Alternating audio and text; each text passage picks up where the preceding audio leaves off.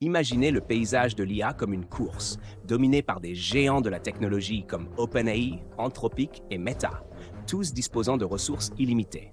Maintenant, imaginez un challenger inattendu, DeepSeek, un petit laboratoire chinois réécrivant les règles du jeu. Pourrait-il vraiment surpasser les géants? La percée de DeepSeek repose sur R1, un modèle de raisonnement IA qui rivalise et parfois dépasse les leaders de l'industrie. R1 peut résoudre des problèmes complexes en mathématiques, codage et raisonnement, atteignant un niveau qui étonne le monde entier. Mais voici le véritable retournement de situation. R1 a été développé avec seulement 2000 GPU.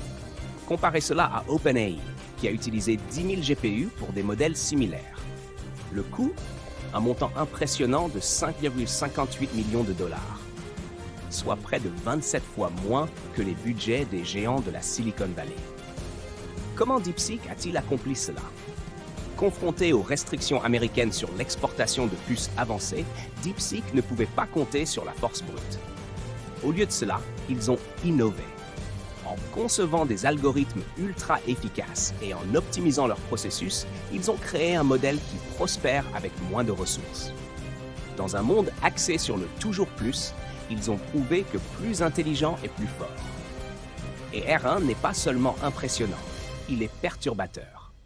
Contrairement au système fermé d'OpenAI, DeepSeek a adopté une approche semi-open source, partageant une partie de leur méthode avec le monde.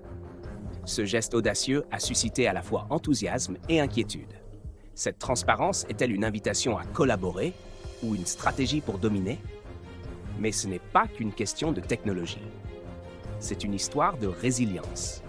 Ces chercheurs, motivés par l'ambition et la fierté nationale, ont montré au monde que l'innovation ne nécessite pas des ressources infinies. Elle exige une vision, de la détermination et le courage de défier le statu quo. DeepSeek redéfinit l'avenir de l'IA. La question est maintenant, l'Occident peut-il suivre ou le prochain chapitre de l'IA est-il écrit en Orient?